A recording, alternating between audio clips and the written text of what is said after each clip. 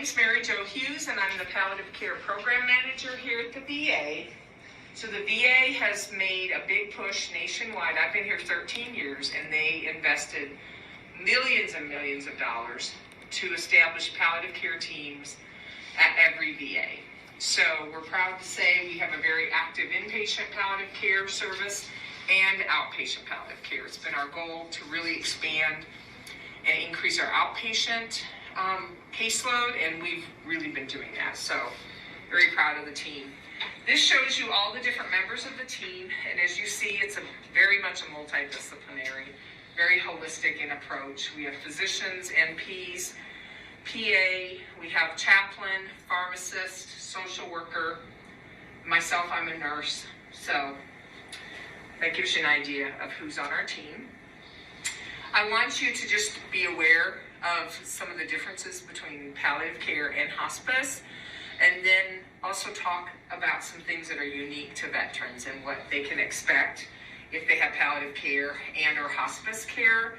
And then I want to just introduce you to the concept of life-sustaining treatment initiative, because it's important for us all to know a little bit about that. So palliative care is patient and family-centered care that optimizes quality of life. We focus on relief of symptoms and stress of a serious illness. We do a lot of supportive counseling, a lot of education about disease process, and we really spend time, especially during that initial consult, at really trying to get to know the veteran and their support network and what's really important to them. It's appropriate at any age and at any stage in the illness. It can be provided along with curative treatment. So we may see people that are in full force cancer treatment, and we may know them for several years before their disease either progresses or maybe they go into total remission and they don't need our services anymore. So some of the focus is defining goals. We look at symptoms. We do a symptom review, head to toe type of symptom review, and like I said, very holistic, mind, body, spirit. And we've already talked about who's on the team. We ask that staff consider referral if you would not be surprised if the veteran passed away in the next 1 to 2 years. If a veteran is coming to the emergency room frequently, or if they are having a decline in function, if they're losing weight, if they're calling their primary care providers or nurses on a regular basis, and you know that things are changing at home. And anybody with complex care requirements, because it really does take a lot of care coordination to make sure, especially if a veteran tells you, I want to remain in my home at all costs. The worst thing would be to have to go to a nursing home. Then we really need to stop and examine what's going on at home, what's our support network, what kind of things might we be able to discuss adding as far as their care plan. I like this graph just kind of summarizing the things that we do. I gave you a copy of the Colorado MOST form. We do those all the time, and that's the medical orders for life-sustaining treatment. We encourage veterans, especially if they've designated that they are a do not resuscitate, that they have that document in the home, and we instruct them to put it on the refrigerator, because our EMS, our ambulance service, will look for that if they go to a veteran's home and they're really in critical condition. So they're bright green for a reason. They're easy to see. Difficult decisions. You'll learn as you work with veterans here that we don't do all the care under our roof. So we have a lot of consultative specialists that maybe are at St. Mary's community. We have the lung center. We have nephrology, because we don't do dialysis here. So multiple specialties might be involved, and we can't just walk down the hall and talk to that specialist. So sometimes veterans will say to us, I don't know what's going on anymore, or I hear one thing from this doctor, I hear another thing from this other doctor, and I don't know what to do. I don't know how to make decisions. So that's something palliative care can really look at the big picture.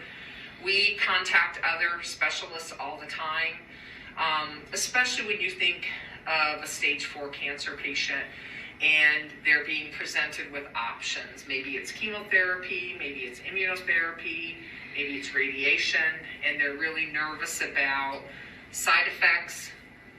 Are they going to be worse off, if they go through this treatment, or should they proceed? So we can really help to pull it all together, and we're happy to call the specialists that are involved. Hospice care, sometimes we get consults for palliative care to evaluate for hospice eligibility. And we'll talk about that a little bit more. We're happy to do that. Sometimes we can just do a chart review and let the primary care doctor know what we think. Improved communication, goals of care. This is a really big push for the VA, and we really want to take time to get to know the veteran and what are their priorities, what's important to them. We ask questions about what are your biggest worries, what are your biggest concerns, what's the most important to you. We ask questions like, what are you willing to undertake or go through in order to possibly have more time or possibly have a better quality of life. Pain and symptom management, we do a lot of this, and we make recommendations to the primary care team. And then we usually follow up with that primary care physician.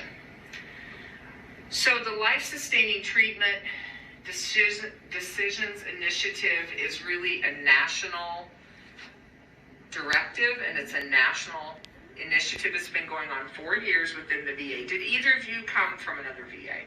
No? Okay.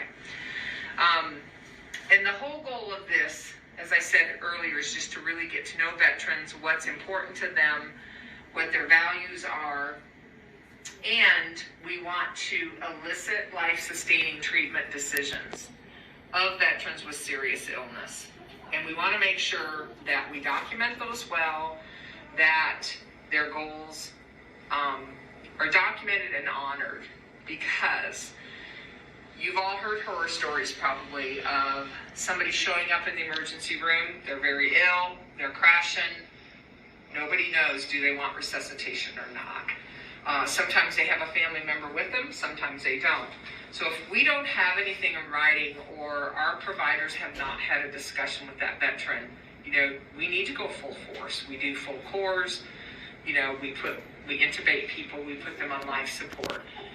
So if you think about veterans with chronic, say, congestive heart failure, chronic liver disorders, maybe they had cirrhosis and now they have hepatocellular cancer, or maybe by the time we found a cancer, it's already spread to the liver, to the lung. We really want providers to be having conversations so that the veteran can talk about what their understanding is of the illness, and then what their goals are in relation to treatment, their day-to-day life, what's important to them. And we want to make sure we document those for our colleagues, because there's nothing worse than being in the emergency room and somebody's crashing. And this has happened where they've done full resuscitation, put somebody on a ventilator, and then walk out in the waiting room, and the wife says, he would have never wanted any of that. Well, how sad is that? Because if you've ever been involved with CPR, it's not a pretty thing. And so that decision to take somebody off of life support is much more difficult sometimes than just honoring that veteran's wish, having that conversation prior to major medical issues. The documentation is everybody's responsibility as we have these conversations. I gave you that book, Setting Healthcare Goals. I do a 7-hour class. It's called Goals of Care Conversations. And that resource is put out by the National Center for Ethics. And it's really well done so that staff have consistent language when they're talking to veterans about life-sustaining treatments. We never would want a social worker or a nurse to feel like they're on the spot and that they're working outside of their practice and pushed for information that they don't feel comfortable giving. So that's why part of the training is to teach people how to have the conversations, but at what point do we make sure that the veteran follows up with the primary care or the specialist. So it's a good resource and it's very well done. Part of proactive goals of care conversations, things like identifying who's the surrogate decision maker if the veteran loses decision-making capacity. We talk about what your understanding of your illness is, what your prognosis is. We talk about, like I've said, the goals, what's important to them. And then we give information about resources that might be available or treatments that might support the veteran's goals. Making shared decisions about services and treatments, including the life-sustaining treatment orders, and then reviewing and making sure we have the next step set up. For example, I'll give you a great example. We saw a veteran with horrible heart issues. He was in his 90s. The cardiologist had said, there's nothing more we can do, so let's have palliative care see you. So we saw the veteran, and his biggest priority at that time was he wanted to take his family members on a cruise. His wife had died like 2 years prior. He says, I have some money still, from life insurance for her, and it would mean so much if I could take my family on a cruise. It was a Mexico cruise. And so he said, the cardiologist told me that would be too much, that I should not go. And here's palliative care. Our philosophy is if we can pull it together, if we can help this veteran to meet that goal, we're going to do it. So his eyes, let me tell you, lit up when we said we thought it was a wonderful idea. So he clearly met criteria for hospice, which means we simply asked the provider, given normal progression of this veteran's disease process, would you be surprised if he died in 6 months or less? And he met criteria based on how diseased his heart was. So we put together a plan. We referred him to hospice. We worked with the hospice agency who was able to arrange, say, for wheelchairs and oxygen once he hit California and he got on that cruise boat. And let me tell you, he had a lovely time. He took all of his family members, and we actually did a news story. We went out to his home, and we had hospice and our palliative care team involved, and he was on the news, he was in the paper. It was a huge thing for this veteran who was just a lovely person and a wonderful family. So we usually can pull, really, if you get creative, you can pull off about anything. So that's part of what palliative care does, is make sure they have the resources to meet those goals, if we can help with that. We can do all those things with the surrogate if the veteran is deemed to not have capacity. So having these proactive goals of care conversations, the focus is anybody that's at risk for a life-threatening clinical event in the next 1 to 2 years. You may or may not, you probably won't in inpatient learn about CAN scores, but just be aware that stands for Care Assessment Needs. And it's a computer-generated number. Primary care clinics and the primary care teams can use this as a starting point. The higher the CAN score is, the more at risk this veteran is for hospitalization or death. So it can be a place, like I said, to start. Who maybe is coming in this week that has a CAN score, say, of 98 or 99? Anybody with a CAN score that high should be having a goals of care conversation, and it should be documented in their record. And it really should just be part of everyone's practice, like on a yearly basis when the veteran comes in. Make sure their goals are consistent with what they've stated in the past, or if they've modified, if they've changed, maybe their medical condition has changed. So things that were important 2 or 3 years ago are not as important now. So we need to make sure we document those things. And like I said, our goal is so that we really understand what the veteran wants prior to an emergency or medical emergency. These are the areas that we encourage goals of care conversation. Of course, primary care, home-based primary care, which is a very intensive primary care that goes to the veteran's home. Any specialty care, anybody that's admitted to the hospital, we're automatically going to be doing this. And then anytime palliative care sees a veteran, we do this all the time. Community Living Center, there is, I don't know if you're familiar, we do have a 31-bed community living center on campus here. And we do provide a lot of hospice care on an inpatient basis. The VA hospice benefit is really the best benefit that anyone could have. If we have a veteran that things aren't going well at home and they need inpatient care, we can help facilitate that either here at our VA, or we as a VA will pay for room and board at a community nursing home that we contract with. So we have 3 here in town. We have, like, say, Paonia, one in Montrose. We have one in Moab, and then there's one up in Meeker. So we have a network of possible inpatient facilities that a veteran can have inpatient hospice care. And that's indefinite. As long as they're eligible for hospice, they can have that room and board paid for. And then they also would have hospice care to supplement the care that the community nursing home is providing.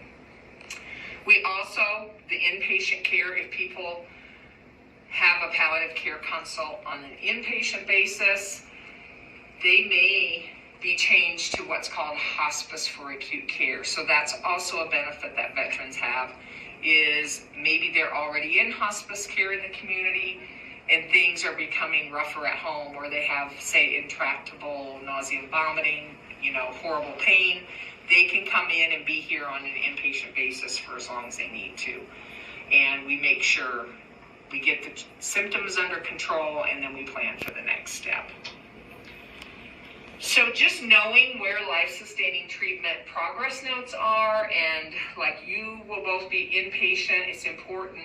You may have people that have had liver issues or had chronic medical issues. Maybe they're doing okay now, but they've had episodes in the past, and they may have what's called the life-sustaining treatment orders. So I want to just show you where you can find out and where you can easily access them from the cover sheet on the CPRS, Computerized Patient Record. Up at the top right, there's a section called Postings, and this is on the main page of CPRS, and it will say life-sustaining treatment. If they've had a conversation with a provider, it's only providers that can enter those notes. Those notes then generate the orders, and I'll show you where those are at. So what's nice about this feature is you can just double click on that and it'll bring up the whole note that the provider did when they had a conversation.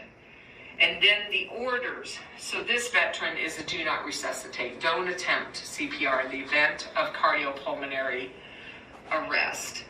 And they also will talk about in situations other than cardiopulmonary arrest. Say like somebody with chronic COPD that is in hypoxic respiratory failure, would they want to be intubated, or would they want to be like on a BiPAP machine? So that would be specified in these orders. No artificial nutrition, that means enteral or parenteral, and then no transfers to the ICU except if needed for comfort. So these are some examples of what the provider can initiate as far as orders within that template. So I encourage you to just be aware of where it's at on the charts, and as you see patients, see veterans that are admitted, see if they have one and click on it and just look at the note. These are some of the other related progress notes that you can find, these discussions and orders. If we do get one of those Colorado Most forms or we fill it out, we can put a separate note in called State Authorized Portable Orders, or it's SAPO for short. And whoever gets that can put a note in. And that's pretty much it. These are some resources if you're interested in this area at all. The VHA handbook, which is listed at the bottom, it's like 30 some pages, and like I said, it's been going on for 4 years now. The National Center for Ethics has a lot of great resources. It has videos about having conversations and gives helpful hints about communication.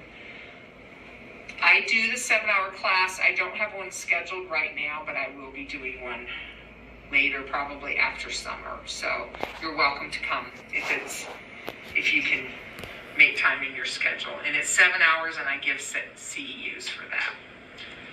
Any questions at all?